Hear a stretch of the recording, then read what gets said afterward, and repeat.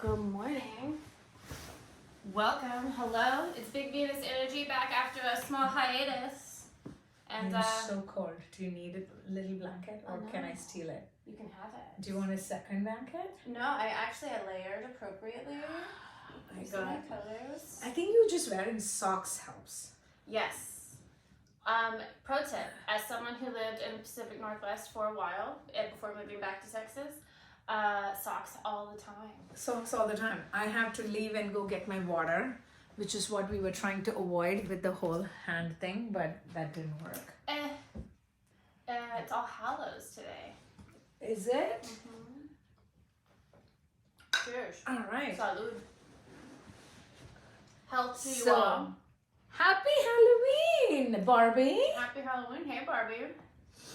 I was the devil. Last night? Yes. Me too. So at work I was vintage Malibu Barbie. I wore a blonde wig. It was great. Oh my god, really? Yes. And I want then to see photos of you in the blonde wig. I will show you. It was, so this is how crazy it was. Monday afternoon, my coworker finally decides to tell me that he's dressing up like Malibu Ken from the movie. Which is like the visor, the vest. It's like when they're wearing the knee pads and going rollerblading. Mm-hmm. He's like, I wanted to include you, but I didn't know if you would want to do it. And I was like, well, why didn't you tell me? You know, Ahead of time. because I usually just wear my horns and I'm the devil because that's mostly what people peg me as anyway. I'm always in dark clothing. But to be Barbie would have been so surprising. So I went to Goodwill at 4 p.m. on Tuesday. Your favorite? On Monday. Your favorite thrift shop? I have to tell you, I have the best Elle Woods Legally Blonde outfit for next year. It's killer. It's very vintage. I can't believe I have it. It's outrageous. And another little old lady dress. But I was able to find a vintage swimsuit and some matching leggings at the Goodwill. Oh my god. And then I went to Ross because I needed, it was going to be freezing. So I found a Barbie sweatshirt at Ross. It was like gray and I said Barbie and like gradient from pink to white. I had Barbie on the sleeve, so I cut the neck out.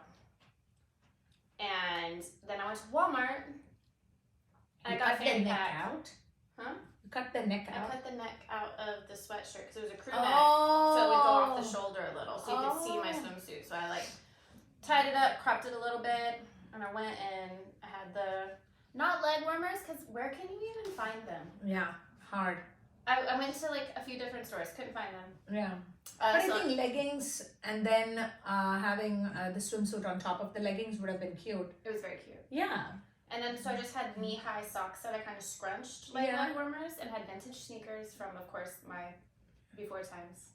And I would have given you, if you told me, I would have given you my pink candy swirl Converse that I have. However, I don't think your foot would fit into mine. I'll show you my trainers. So these are like the very first trainers that were ever produced. They're from the early 90s. And they are like, they matched. So I had like blue and teal, but they're mostly white. Oh. And it went with the outfit. It was so cool. So what did you get at Walmart? I got a fanny pack and I got the knee-high socks, mucklucks. To match my sweater, so they were just gray. Yeah. You had to have some coordination, not everything neon. And a neon headband. As you should. And then clutch, because I couldn't find a wig anywhere. And Ari wasn't going to let me wear hers. Facebook Marketplace for the win. I picked up a wig on my way to work yesterday. And it was a Barbie wig. And when I tell you the world comes together for me when I secondhand shop. It totally does. It's like, she's on a mission and she's going to find a way to make it happen. So I have this epic Barbie costume. We won second place at our office costume party. Who won the first place? Okay. It was problematic. I'm having an issue with it. There's a story. There is. And it was totally surprising. One of our accounting guys, quiet Indian man. He won? Because he dressed like a homeless black woman with a cardboard sign. No. He wore an afro wig. He wore makeup. He wore one of his wife's dresses. No, And I don't think that is tasteful at all. it was, and he wore a bathrobe with it. He had a cardboard sign that I mean, was if it like was I mean, you can be homeless without depicting African American or woman. Yeah, He and, could have. I mean, first and cosplaying foremost, as homeless is really insensitive too. I Right now, completely. right? Not even now. I don't think you should cosplay as homeless at all. Right. But everyone thought it was very cheeky. And granted, let me throw out some positives. I think him and his wife have a beautiful relationship. She's the one who dressed him. It was her dress. They had a whole try-on montage. So I wanted to hear the story behind it. But also, again, knowing what we know, it wasn't appropriate. It's insensitive. It's completely insensitive because, first and foremost, I can't take accountability or responsibility for the actions of another human being. But coming from India, if especially you're born and brought up in India, you know the prevalence of poverty and homelessness in India. And homelessness is not just a American thing, it's a universal thing. Okay. Second, stereotypical clothing of homeless and choosing a woman and an African American woman as a depiction. Yes. I think it's the point of dressing up is to leave behind aspects of reality and get into the world of fantasy a little bit. Okay. Right. Can you be a old woman dressed up, old man dressed up, all of that kind of stuff, Mahatma Gandhi, Dalai Lama, like Jesus Christ. There are people who dress up all of those things. Right. Priests like even. Animals, whatever. But dressing up as someone who is, it's almost like saying, let me dress up. And all these fall under insensitive things, right? These are all things that I don't think we should do. Disabled person. Don't dress up as a disabled person. Right. Please, it's not, even if you think that is a Paralympic person that you're dressing up as, no. Disabled person is not something that you should dress up as. It's not a costume. I mean, if you are depicting somebody who's an incredible Paralympic winner of sorts, that's a very different thing. But disabled person, period, is not something I have a question in this vein. Character parade at school yesterday for my daughter. Some of the teachers, there were 3 of them, they dressed up as the 3 blind mice, but really not the mice part. Okay. So they just kind of... 3 blind women? Essentially. Okay. So, how do we feel about that? I mean, I guess it was storybook.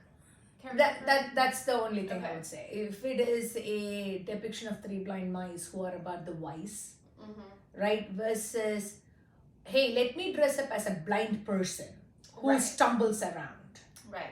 Intent is very important. I agree. Yeah, I think it starts with intent. What is your intent in dressing up like that? Why is that the character you're choosing? What does it tell about you versus, I understand most people don't want to go super deep into certain things, but I don't know, I find it, not to shame anybody, but I find it a little insensitive. It was so thought out. There was mismatched socks, there was like the teeth thing, and even more lashes. So it was a very... I don't know, I'm not a fan of blackface, I'm not a fan of homeless clothing, I'm not a fan of It was shocking. Decrepit living is not something that should be used for... Right, for fun. To make play of.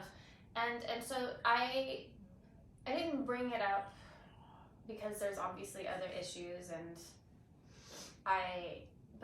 there were some people that were like, I can't believe that won, and I can't believe that was acceptable. It won because of votes. Yes, people voted. I mean, can you even believe the number of people who voted for it? Yes, actually. Because sadly, I don't think that that's people the understand society the we nuance. live in. Yes. Well, this is the other really funny part, and it hasn't been discussed, and I know nobody I work with is going to watch this. We have a new HR lady, director of HR. She approached me yesterday after all of this, as I'm dressed like vintage Malibu Barbie. Fab. You stayed vintage Malibu Barbie the whole all day. And she invited me because she's building a new team. She's like, I think that you have a really unique skill set, and I would really appreciate your points of view and input on our HR team. I think People Ops is a phenomenal place for you. Yes. And so I was like, I think I have a lot of really great ideas. We're making some big changes. Our company is going to go public, I guess, next year. Whoa. So these kinds of things, and she brought up Title VII, which I don't know if you guys know is part of the civil rights movement. It's about discrimination in the workplace based on race and sex and even age. And that was kind of an intersectional thing that I think would have been a really great teaching moment. Yeah. Again, not a lot of people dressed up. I was happy that the people who participated. Not everybody is comfortable dressing up. Right. But I do want to bring to light that there are some things that maybe you think is funny in your own home, but that are massively insensitive and shouldn't be done at work. No. And I get that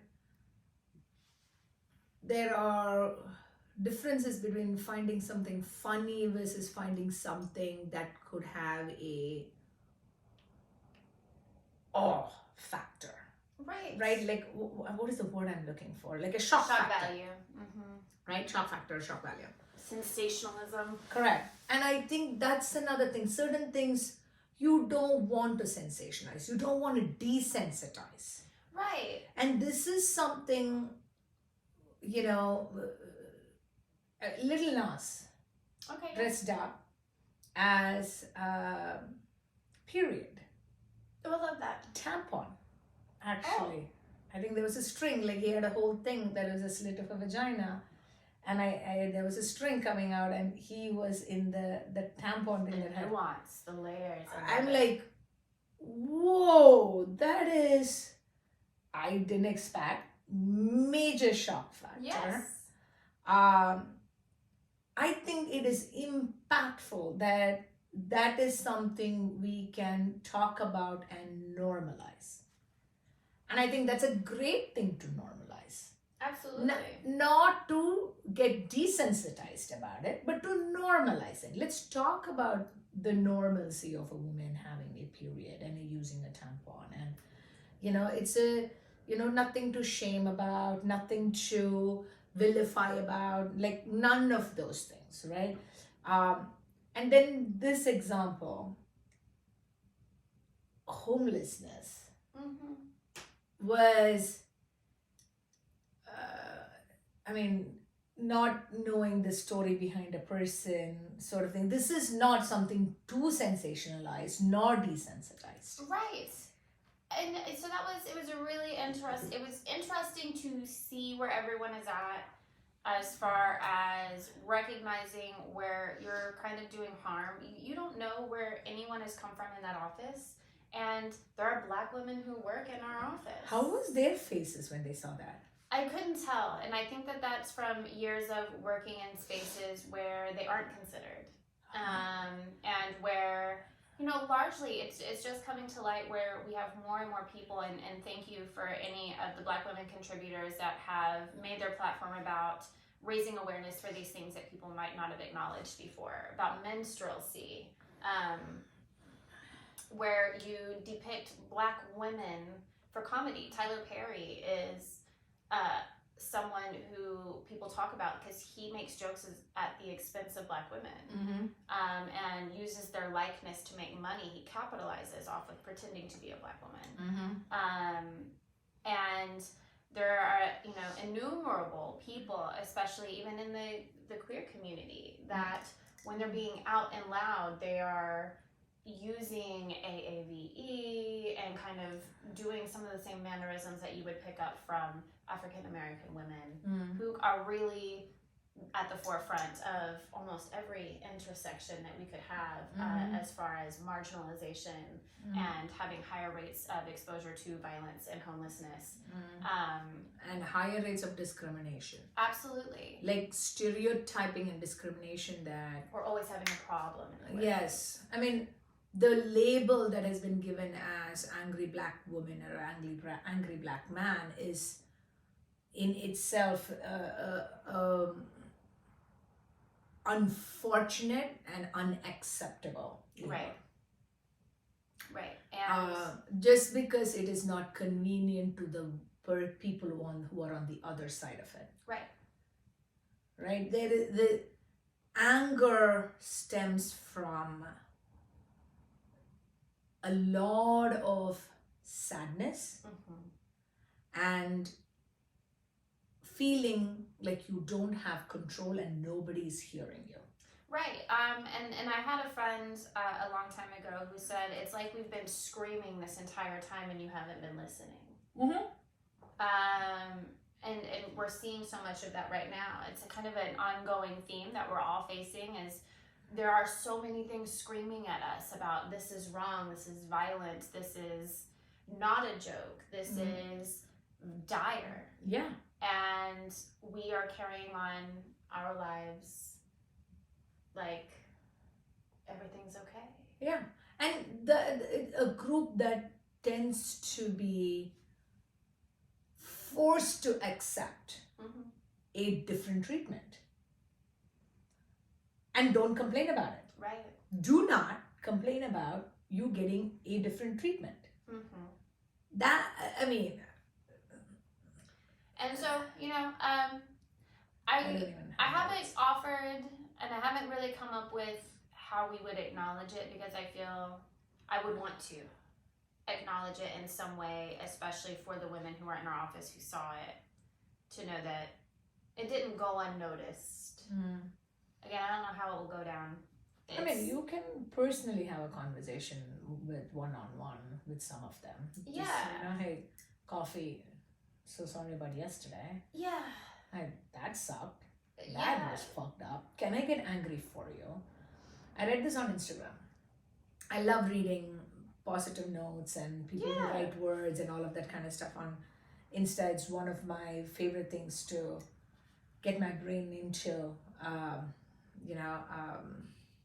don't go to Insta for news, but I go to Insta for sometimes the motivational kind of thing. One of the things it said was, you want a friend who wants to be angry for you about your situation. Yes. That's a good friend. Yeah, who takes up your cause. Correct. Right? You're not feeling like you have to justify.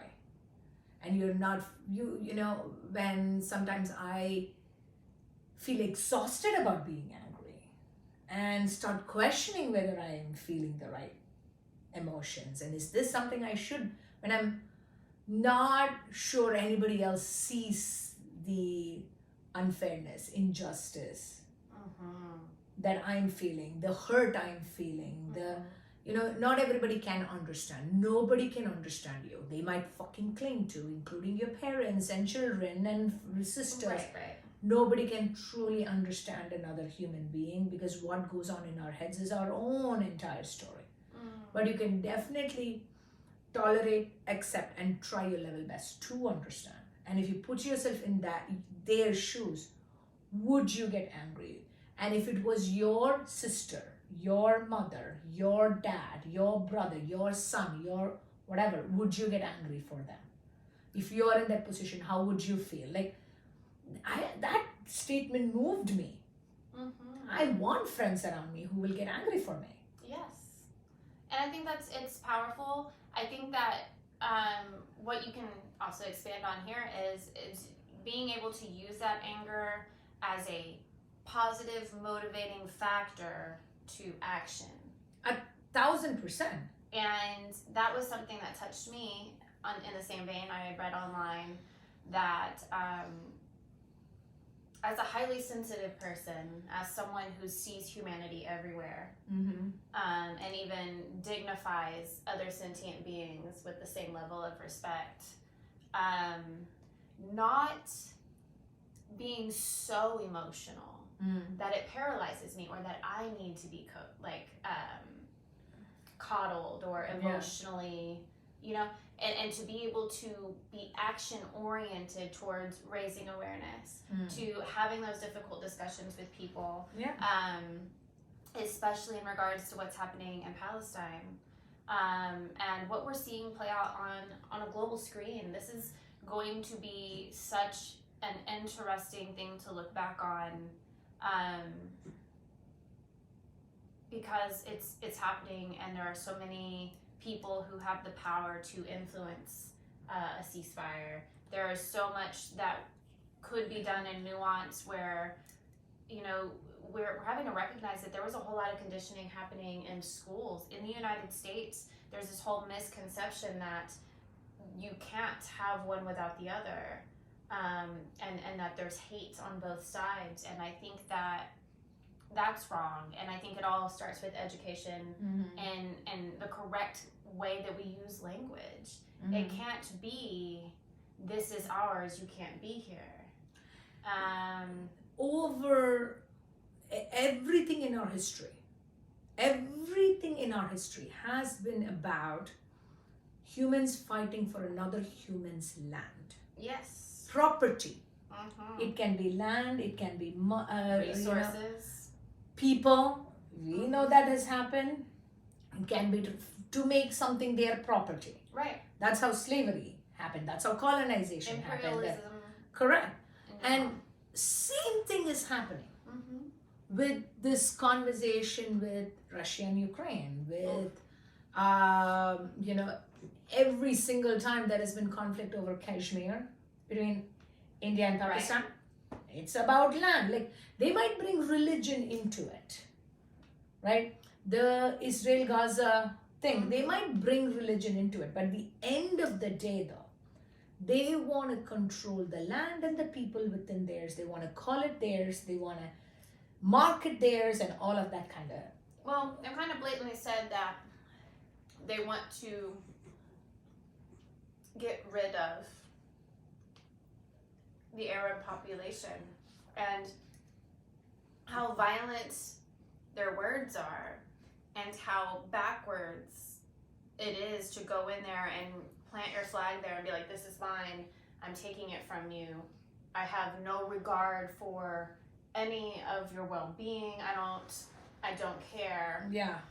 It's I just can't believe in this day and age that we're still seeing that level of impunity, and that it's still being funded, and that we have people in governments across the world who are like supporting it. Yes. We're not denouncing it. And I love that there are other governments that have come out and said, this is not okay. Yeah. You know, and really stood there that they stand with Palestine. And I think that that's something that it's hard conversations to have. I did learn something really interesting I thought was really empowering, was that Semite means anyone who speaks Arab or Hebrew. So both of them, the populations right now in that particular area, are Semitic. So you can't say by supporting Palestine that you're anti-Semitic. It's not just the Jewish population who are Semites. I mean, everything starts with not realizing, if we don't talk out for that person, that person can be us. Absolutely. So whatever the Jewish community is feeling, the Chinese community felt and the Asian community felt when coronavirus happened. Absolutely. Right? 9/11 happened. When 9/11 happened, anyone with brown skin and beard, right, forget about whether you were a Arab or a Sikh or an Indian or a Muslim, doesn't matter, right? Brown skin and beard, boom, right, you're put in that place, right? How the conversations like this are so critical, that the reason why people are afraid of Israel, even countries and governments, Israel is one of the biggest armed countries. And it was funded in a large part by the United States and the UN. And Israel and United States have, and so does several parts of Israel and EU, have strong political connections. Alliances. Correct. And it is telling, the other countries that, hey, don't worry about putting money towards your defenses. Put your money towards your infrastructure. Your allies will have your back when it comes to defenses. That's how NATO came up. Right. That's how, like, all of those things, right? Easier said than done, because the countries that need that kind of support so that they have a moment to build their infrastructure and community and economy are not getting the support. Sudan, how often, like, the things that happen in Africa. Yes, absolutely. Things that happen in Argentina, South America, Argentina. Yeah. There's a funny guy who's running for president in Argentina. That's not surprising. Ridiculously, randomly, far right, crazy person. That to me is not surprising because of the things that I've learned about Argentina. So Argentina, as a place in South America, historically was colonized after World War II. So you had a lot of expat Nazis that escaped to that region. And that's why you see a lot of really extreme colorism and anti-indigeneity there in Argentina. I didn't know that. And I've only briefly skimmed over the history there, but it's very white colonial center in Argentina. And so that's where you're going to see fascism rise up. That's where you're going to see far-right ideals rise up. That's where we're seeing, I just want to caution everyone that any level of extremism is going to be dangerous. And we're seeing right now these really staunchly religious, radical movements. Yeah. And I would just like to caution everyone that, and regardless of your religion, being too extreme is always going to result in some level of violence. And I think that right now, with the dire nature of what we're facing from nature because of our own previous actions, that there is enough violence already happening without us fighting each other, without perpetuating more violence. I don't think that we need to be doing as much talking about war. There's so much war talk. My child knows that we're on the brink of World War III. She talks to me about it. She's like, why are we talking about it on the internet so much? Do I need to worry about bombs? And there are people in this world right now that, yes, are suffering from dealing with bombs. There are children dealing with that. And our children are feeling it. And I don't think that we can remove ourselves from discussing that. So, and we shouldn't remove ourselves not at from all. There are, to your point, other wars we should be. I don't want to say war. There are natural disasters. Yes. That we as humanity need to come together to solve for. Come together. Versus fighting each other for land. This is ego and narcissism based. Absolutely. There is some, I think it is Adam Grant who says humble narcissism is a good thing. Meaning, you need to have confidence that you can do it, that you're good at something, but have the humility that you're not always the best out there. Right? And you can't do it alone. Can't do it alone, right?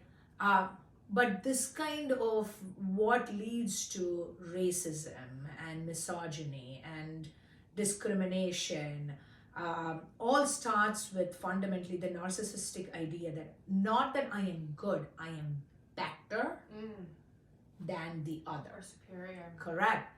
Anytime you add the superiority element of the skin color, of the religion you hold, of skin color and religion have taken center seat in every war that has happened. Absolutely. Right? It is either a holy war or a land grab war. Yes. Resources, because you also see that we mask wars and reasons for them when the underlying cause is access to their minerals and Yes. their oils. Money, capitalistic world, absolutely. Right, and I just think that when we look at the means being used, they really don't justify the end, and there's absolutely no justification for the things that are happening, and so I just want to sit with that, and it's okay to be uncomfortable, and it's okay to not know how to move forward, but you can have discussions and raise awareness first, because I think that's the first level to change, and you saw that when I was at Club Pilates. Mm-hmm. I would have conversations with these little old ladies Mm-hmm. regularly when I would hear them talking about things that I knew was wrong. Mm-hmm. I am going to be the person that I'm not going to let you leave my presence being absolutely wrong. I'm going to empower you to go look at What was the other give me side. an example? So it was about I don't want to say his name, but the Orange Fuhrer that resided here in our presidency for 4 years. Why don't you want to say his name? Because he's an awful person, Trump. Mm. So it was about Trump, and these two ladies were talking about him, and it was during when all of the documents were being found. Oh my God. And they were bringing up Biden and the documents and those things. And so I just wanted to say to them, they didn't have any idea that he'd been subpoenaed, that the government knew he had the documents. He knew he had the documents, and he tried to hide them and not give them back. And I just empowered them with being like, why don't you go look at those things? Yeah. Before you're making these judgments, before you're having these Sweeping conversations. generalizations, right? Right. I mean, it comes from, again, feeling either the pressure or institutionalized thinking that you have to side with what was your grandparents' party, Right. or your dad's party, or your mom's party, or your party, and whatever reason those were. This level of support that Trump is getting is equivalent to the level of hate that Hillary Clinton was getting Yes. for Emails. I mean, I'm not even going to compare and contrast which is worse, which documents are bad, like nothing. Right.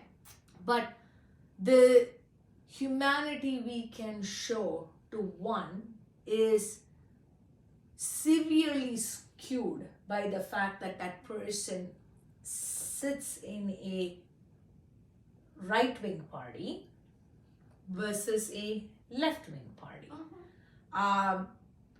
No far anything is good, for right or for left, doesn't matter. It kind of all works for the same people, and that's what I just try to bring to people when I hear them being, I will call it ignorant, because you don't know better. Yeah. And so that's what I try to empower people with, is just different knowledge. And this lady sat and talked to me for like 30 minutes after a class. And the other class had started at this point, so we're trying to be quiet, standing by the door and having this conversation. She looks at me, and she thanked me for being able to have a conversation with her, even though we didn't agree.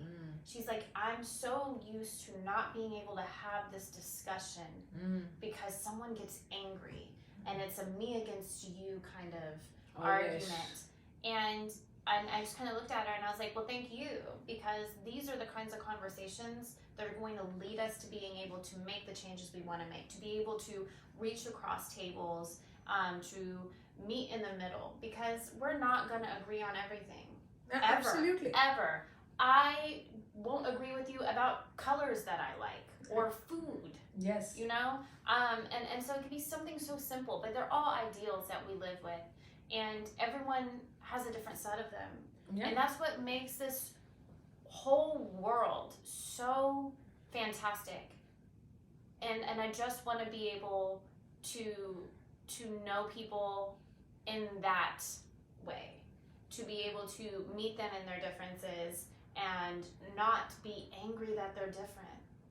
I want people to know that being different is, you have a bouquet of flowers over there, and there's at least 5 different types of flower. If it was all the same, I mean, still beautiful, but they're even more beautiful that there's different. Yes. That they're all different colors, sizes, texture, all of it. We need everyone. And I want that for more people. I want the connection to be able to be there even though we're not parallel. Absolutely. I mean, conversation should be coming from a place. The reason why conversations don't happen is because we don't want to provide the time to listen to another person and where they might be coming from. Because without a conversation, understanding cannot come. Right. And if you don't understand somebody, we don't want to accept or tolerate them. Right. Or we might have to accept that we could be wrong. 1,000%. It starts internally and externally, but to even accept that we could be wrong requires a conversation. Absolutely. Which means we need to tolerate hearing somebody else speak. But when we think what they are saying is different than ours, we automatically label them to, you and I are not going to get along, you don't understand, you're a problem, I'm the better person. And understanding is a very difficult thing to come. It's so big, but it's also so simple. And I think that also comes with respect and reverence for others. Because we shouldn't be able to be so disrespectful if we don't agree. And I think that's the other thing is we're seeing so many people be so unwilling to show people respect in the slightest. And stigmatizing mistakes. And it starts at home. Yeah, you're right. Absolutely. It starts at home. How many parents comfortably say, I know my kid, I understand my kid, that'll never happen. How many times have your parents said that? And they don't know you. They don't know the influences you've had. They don't know the conversations you've had. They don't know the anxiety you carry. They don't know the friends you have. Right. None of those things are, it starts at home. If somebody wants to belong with a group, they're gonna do and find out whether one, how does that group behave and how can I be part of it, or find the group that they fit into.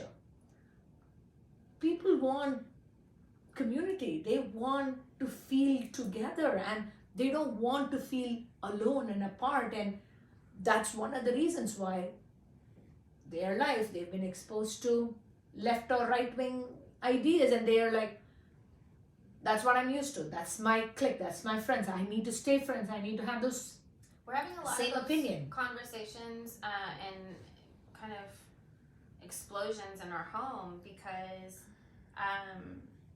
I'm a spiritual person. I don't believe in any... thought for a second. I'm a little anxious and concerned whether the video started turning on or not, and this is the first time we flipped it to the other side, so my anxiety is like, don't worry, are we recording? Yes, we are. Amazing. Yay! I'm glad we're getting this. But and this might be insulting, but I read it and it really struck me. I'm not going to argue with you over which entity you believe in. At the end of the day, they're beliefs, and you could classify them as imaginary friends. I don't know which imaginary friend is absolutely real or all powerful. I'm not going to argue with you. Your faith and your belief is your own. Right. There is nothing. My connection is a lot different than yours. And my validation and acceptance does not take away from you living your life. I don't need to be, I don't need to validate it and I don't need to accept. Yeah. You don't have to tell me that mine's right. Or vice versa. Yeah, exactly. So I do, because of the climate of the times, get worried about the way Christian religion is portrayed and utilized. Because we are seeing white Christian nationalism become this really scary, radical, terroristic threat. And it's happening. It's attacking our rights. And also we're seeing, especially in the South, a lot of these church members being predators. I'm not trying to say everybody, I'm just saying a lot have ended up being connected to the church. So I'm not going. And sometimes my child wants to go. So sometimes she will ask to go with my mother and my nephew. And they don't go all the time. But there are times I don't want her to go. And there are times that she will come back from school and say things like, so-and-so said I was going to go to hell because I'm this way. Or so-and-so said I was going to go to hell because of this today. And what about, I heard that as long as I accept Jesus to be my savior, then like I'm not going to go to hell. And I'm like, that's not exactly the way it works. So I get concerned with not explaining the whole story, not understanding that, yes, the book and the sermons can all lead you to being more moral and more ethical in life.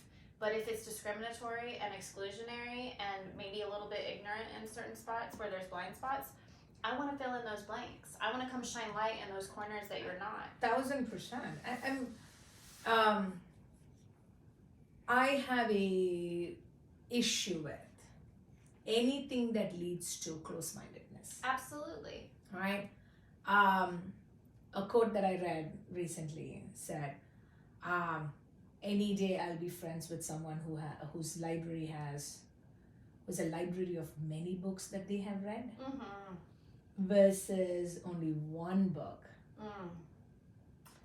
that they...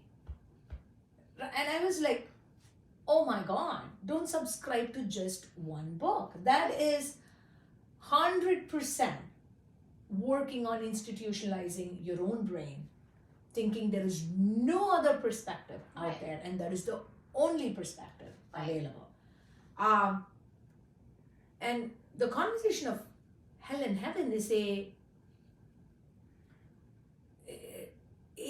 so in Indian Hindu philosophy, Hindu religion, the concept is, and not everybody who has been exposed to Hinduism or claims they practice Hinduism actually follow it this way.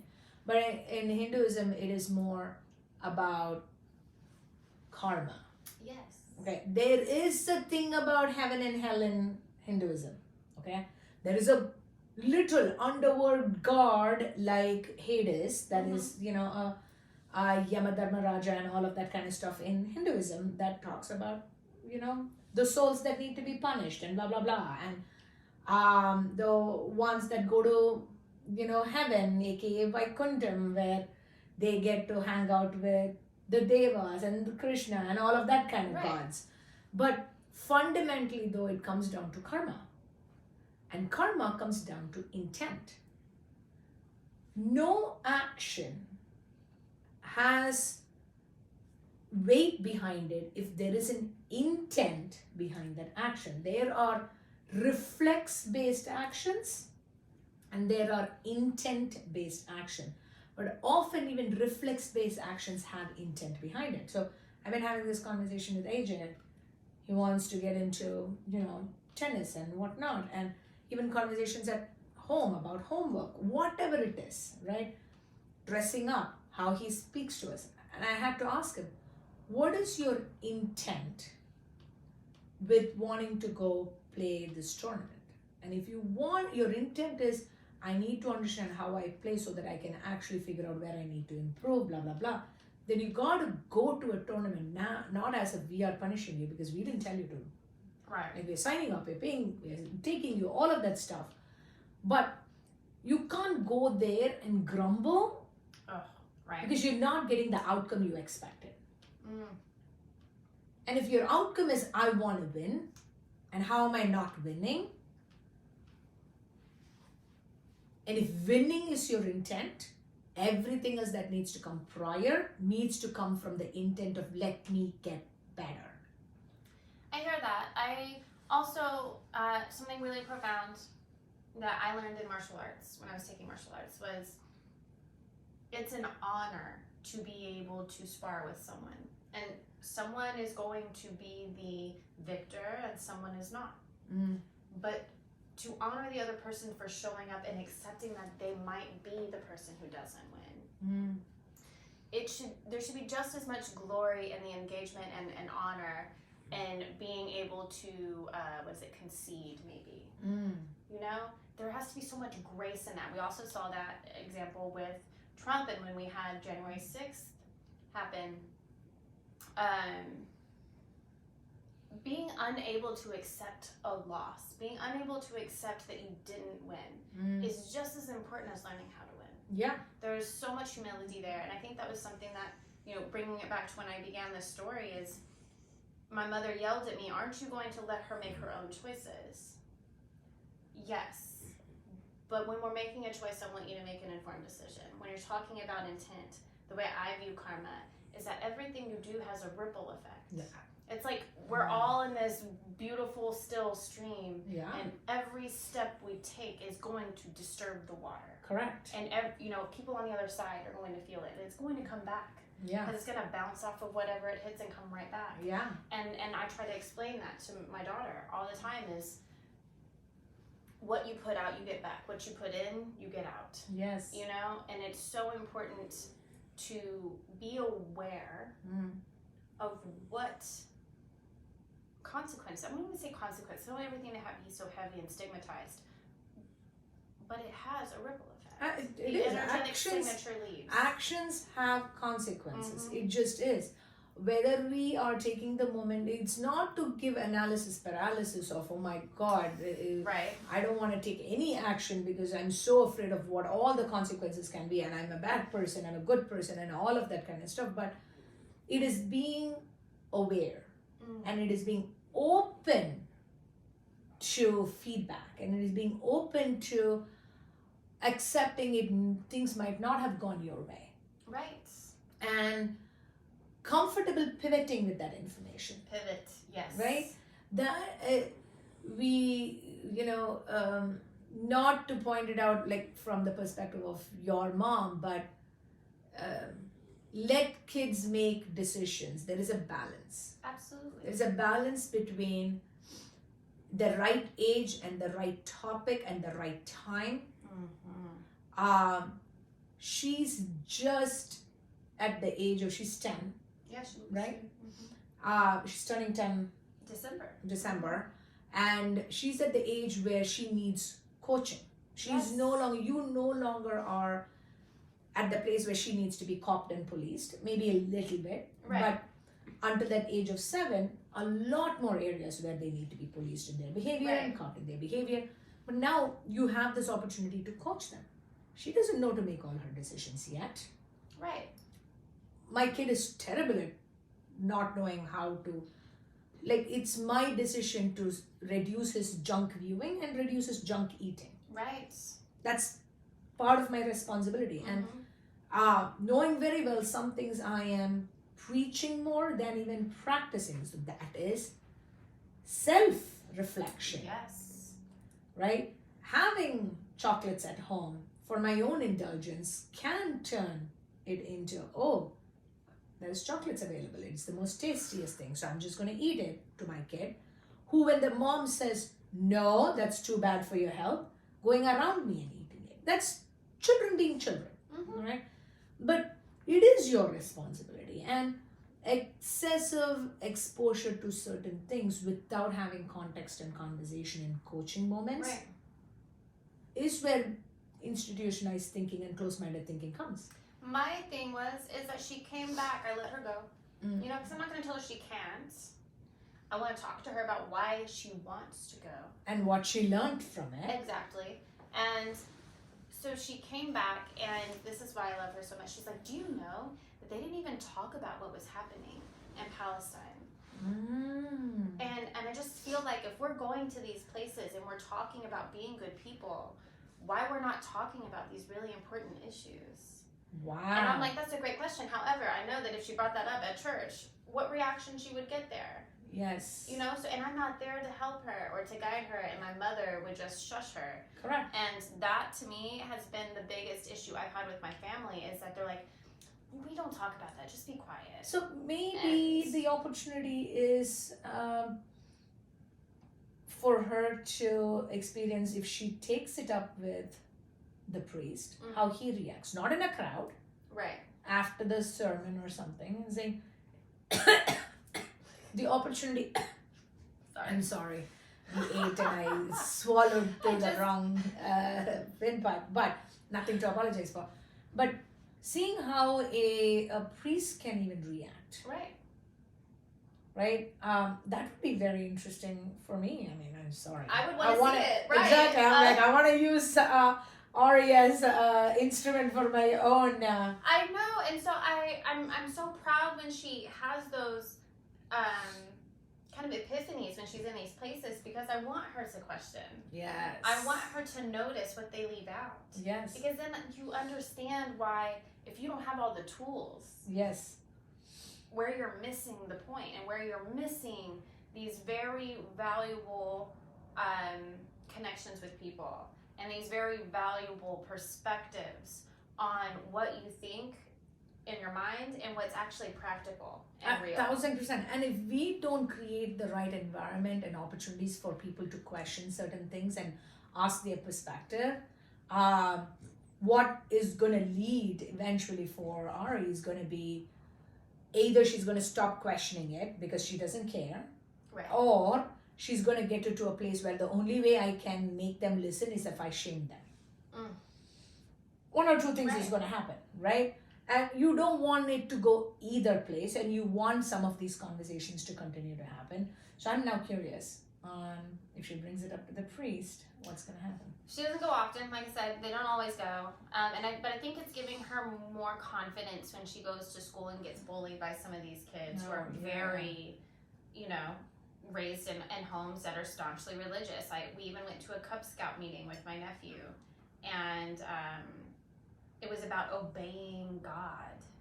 And I just thought it was so interesting how deeply embedded, it was even at a church, how it is, how we're bringing it into schools, and how we want it to be this universal thing. However, it's not universal for people. Totally. And it's not accepting, and it's very rigid, and like we talk about constantly, and I think we circle back to it a lot, there's no real space for rigidity. I want, anytime there is a conversation like this, that at Cub Scouts, I wish I was there, because I'm like, can we double click that for a second? Because I would love to know, what do you mean by obeying God? Oh, yeah. So the concept of God and what God has preached and the things that you have to follow. What are you obeying God? And if it's coming from scriptures written, can we all take a moment and say that some version of that was written by human beings and therefore is probably influenced by human beings? Unless you're saying whatever was written, whether it is the Bhagavad Gita, the Ramayana, the Quran, the Bible, the Torah, are all only written by God, and language cannot be misinterpreted. That's not possible. So double click. Tell me, what do you mean by obeying God? In what ways? What elements? I think that's appropriate, because then when you learn more about languages and different languages, and realizing that there is no direct translation to English, which is the most simplistic language. It is. So you have to derive it. You have to interpret it. And there are so many different ways, especially in English, that you can take things where they're double entendres. Yes. And so it's so dangerous to take a book that has been translated and passed down, and we've eliminated parts of it because we don't want people to know about it, to not question exactly that. What do you mean? And how far are we willing to take this? Because it is, at the end of the day, there's this great movie, especially for this time of year. It's called The Book of Life. It's about the Day of the Dead. And I believe tomorrow is the Day of the Dead, Dia de los Muertos. And it talks about the Book of Life. And it's a great book of stories, and some of them are true and some of them are not. And they're really allegories. They're supposed to be guiding lights. Stories can be sensationalized, dramatized to make the point. To get you in here and to learn something Absolutely. from it. So I just caution extremism. And at the end of the day, it's really up to us everyday people having conversations with other people, and just being equal players in what is happening here and around us. I've really missed our convos. It's been about, what, 3 weeks? Yeah. So this is 3 weeks we didn't do it. When was the last time? Was it like right around my birthday? So almost a month. Yeah. So I've really missed this. I have missed it too, and I cherish you, and I appreciate you, because I mean, and her birthday is coming up, so we'll be celebrating her, and it's Scorpio season. Mm-hmm. So thanks for agreeing to do this, and for continuing to shine light and have these conversations, and it's our therapy encouraging you. session, isn't Yes. it? It is absolutely. Decompression. I mean, we're not like-minded. We are not unlike-minded either. We are Complimentary. very complementary and love how we explore and talk about things, and we don't hold each other in have you read that? Why have you not read that? Like, we never put each other in a place of having to defend the No. other person. Our intent is listen and learn and Explore. talk things through, Mhm. explore. Which is what I think is our favorite thing here on this. I love it. I do My too, favorite. and I'm happy to be on this journey with you, and for the time and the space that we get to share, because it's really special that we're here at the same time Yes. and the same place. Have a great day, Yeah. and we'll see you next around time. again. Cheers. Dear blue.